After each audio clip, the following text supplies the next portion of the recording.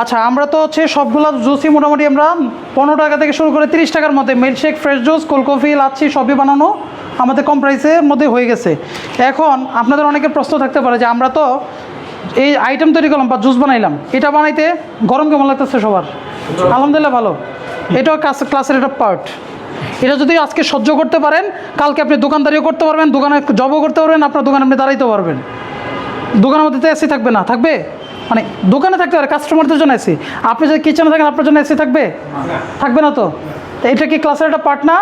গরম সহ্য করতে হবে না? এটুকু গরম যদি সহ্য করতে না পারেন তাহলে আগামী দিনে এই জুস কোর্স করে কী করবেন? মানে এখানে যদি আমি এসি লাগে এসির বাতাস খাওয়াই, তাহলে দোকানে গেলে এসি পাবেন? পাবেন না। এটাও ক্লাসের একটা পার্ট। গরম সহ্য করতে হবে। আমি করতেছি না সহ্য, আপনারা পারবেন। যাক, আপাতত তো ফ্যানটা দিয়ে তো অনেকক্ষণ হয়েছে ক্লাসের পার্ট। আচ্ছা, এখন আমরা অনেকে প্রশ্ন করতে পারেন যে আমরা তো জুসের খরচ হিসাব করলাম, এটা বাইরে তো আরও খরচ আছে। ক্লাসের খরচ বা ওয়ান টাইম খরচ, পাইপের খরচ, তারপর দোকান ভাড়া, কারেন্ট বিল, গ্যাস বিল, পানি বিল, স্টাফ বেতন, এই জিনিসগুলো খরচগুলো কীভাবে ইনক্লুড হবে, কীভাবে আসবে, তাই না? এখন আমরা একটু হিসাব করে যাই যে আপনি ধরেন দোকান চালান, আর আপনার এখানে ধরেন একটা স্টাফ বা আপনার বেতন 10,000 টাকা, ধরলাম আপনার ভাড়া 10,000 টাকা, ধরলাম যে আপনার গ্যাস কারেন্ট এগুলো 10,000 টাকা, টোটাল আপনার একটা টোটাল এনভায়রনমেন্ট কস্ট আপনার 30,000। সেটা প্লেস পজিশন হচ্ছে 50, 60, 1 লাখও হইতে পারে। 30,000 টাকারে আপনি কী করবেন, খরচটা কীভাবে বের করবেন? 30,000-এ আপনি ভাগ দেন 30 দিয়া, মানে আপনার দোকানটা তো 1 মাসে 30 দিন খোলা থাকবে। 30 দিন হলে একদিনের খরচ আপনার আসে 1,000 টাকা, দোকানের খরচ দৈনিক 1,000 টাকায় আপনার দোকান, একটা দোকান জুসের দোকান নর্মালি 12 ঘন্টা ওপেন থাকে।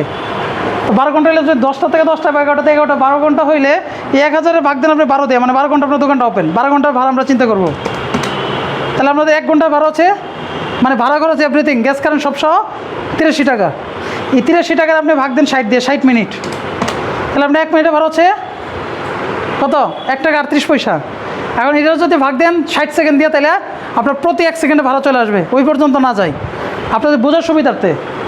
এখন কীভাবে একটা দোকানে কস্টিংটা কীভাবে মেনটেন হয় দেখেন। র মেটেরিয়াল কস্ট আমরা বুঝছি না এতক্ষণ যে কী কী, যেমন হচ্ছে ফল, চিনি, দুধ, 3টা প্লাস করলেই আমার একটা ফ্রুটস মিল্কশেকের খবর আছে।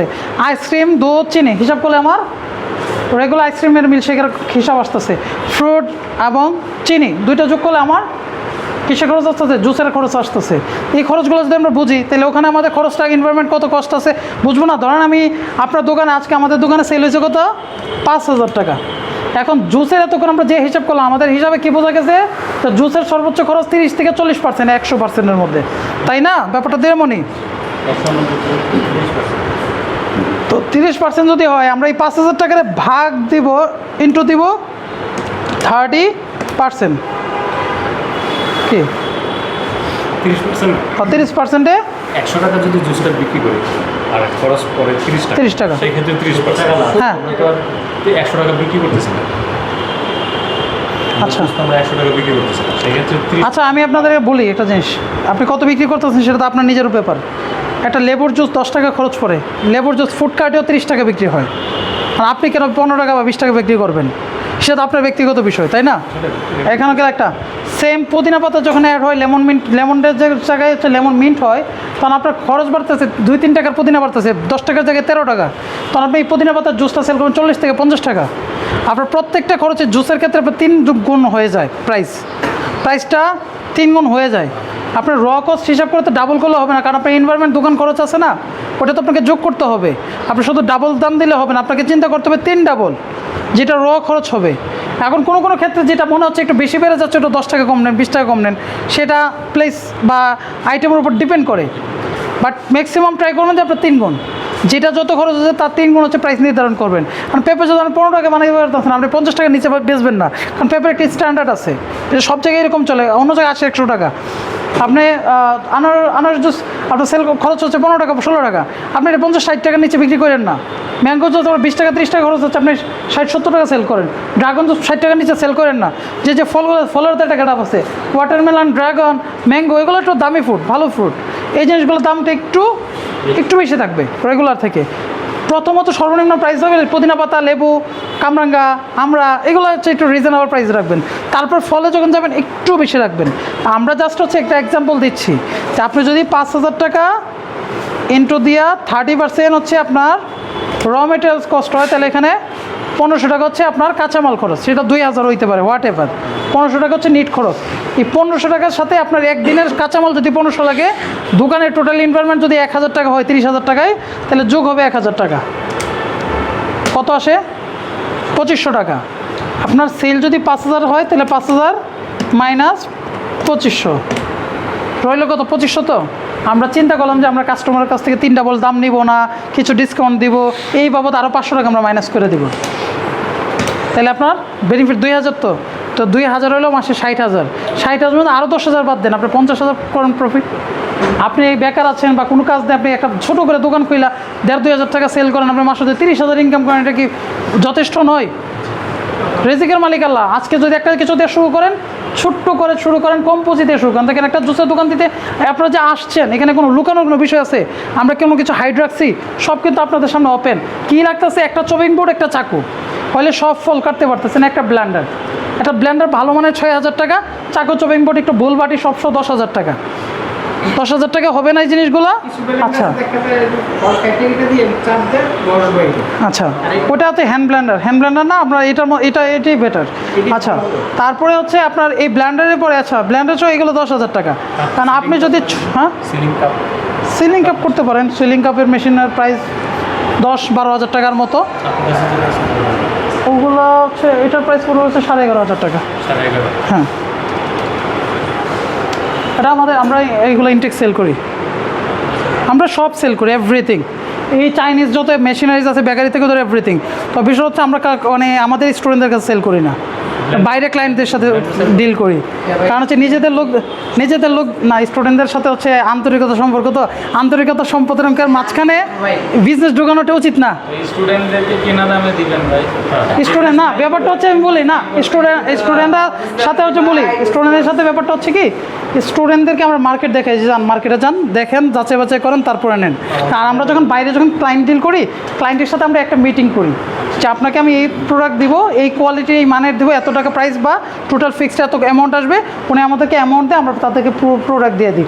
তাদের সাথে কোনো দাম দর, কোনো হ্যাসেল ক্যাচাল নাই। তা আমাদের স্টুডেন্ট যারা আসে তারা একটু অ্যাভারেজ টাইপের, তাদেরকে আমরা মার্কেট দেখা দিলে তারা দেখা যাচ্ছে কোথাও 2 নম্বর, কোথাও 3 নম্বর, কোথাও 14 নম্বর প্রোডাক্ট দেখে আইসা যাচাই করে স্যারে আমাদের নিজেদের লোককে দিল আমার বাস।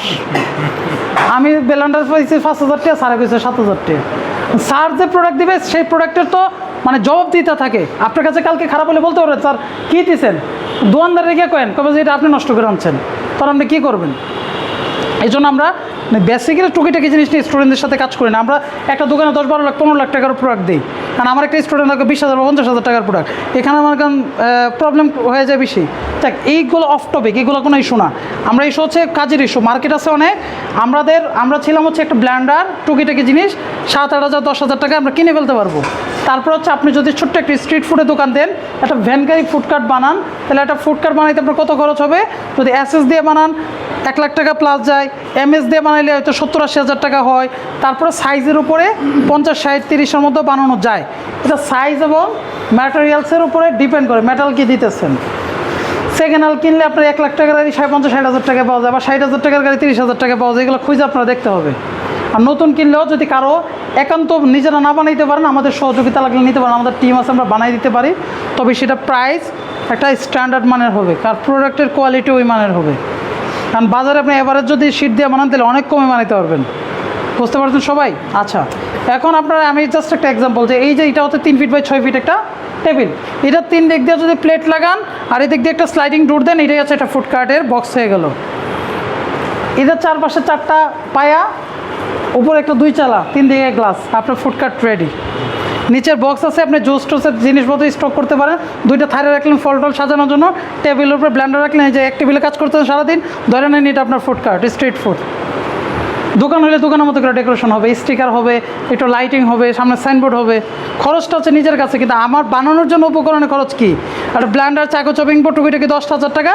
আর দেখা গেছে যে আপনি যদি আইস বক্স আনেন, আইস বক্স যে একটা ওই যে আইস বক্স হচ্ছে প্লাস্টিকের বা ফাইবারের পাওয়া যায়, যেগুলো 1,500-2,000 টাকা 3,000 টাকার মতো পাবেন। এটা সাইজের উপর ডিপেন্ড করে। এর থেকেও যদি বাজেট কম থাকে, বাজারে যে ককশিট পাওয়া যায় না, নতুন ককশিট বক্সও আপনি 200 টাকা 100 টাকা পেয়ে যাবেন আইস উপস্থিত রাখার জন্য। তারপর হচ্ছে ডিপ নর্মাল ফ্রিজ, আপনি নতুন কিনতে পারেন, সেকেন্ড হ্যান্ড কিনতে পারেন।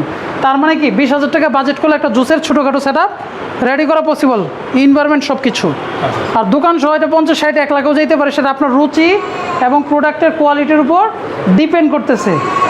আর যেগুলো মিষ্টি জাতীয় ফল এগুলা এই যে সিজন মানে অফ সিজন বা যখন অন সিজন থাকবে, সিজনাল টাইমে সিজনাল ফলগুলো আপনি চাইলে ফ্রিজে ফ্রোজেন করে রাখতে পারেন লং টাইম।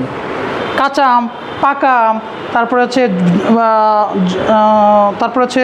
আমরা, তারপরে হচ্ছে আপনার জাম, হ্যাঁ, তারপরে হচ্ছে নর্মালি যখন এই যে তরমুজ কাটছেন বা আনারস কাটছেন, এইগুলো নর্মালি একটু পিস পিস করে আপনি ডিপের 1-2 দিনের জন্য 3 দিনের জন্য প্রসেস করতে পারেন। হ্যাঁ, যেমন পাকা পেঁপে ছুলে ভিতর থেকে সুন্দর করে দেয়, এগুলো আপনি নর্মালি ডিপ ফ্রোজেন করে রেখে দিতে পারেন, কোনো কিছু হবে না, নষ্ট হবে না। একটু কথা বলা যাবে? কি একটা মহিলা আসছে, মানে ওনাদের সাথে বাচ্চা আছে, তো তাই কথা বলে। ঠিক আছে, আমার ক্লাস শেষ, আমি টাইম দিতেছি, 2 মিনিট, শেষ শেষ। আচ্ছা, ওনাদের অফিস রুমে পাঠাই দাও, অফিস রুমে পাঠাই দাও,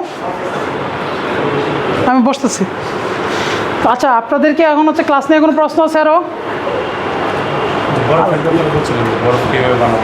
বরফ কীভাবে বানাবেন? বরফ হচ্ছে আপনার বাসায় হোক আর দোকানে হোক, বড় ডিপ ফ্রিজ নেবেন বা নর্মাল ফ্রিজ নেবেন, ফ্রিজের মধ্যে আপনি হচ্ছে পর্যাপ্ত পরিমাণে বোতল করে রেখে দেবেন, বোল করে রেখে দেবেন, বা প্লাস্টিক বক্স আছে, বক্সের মধ্যে পানি রেখে দেবেন, বরফ আইস হয়ে যাবে, তো বরফ হয়ে গেল।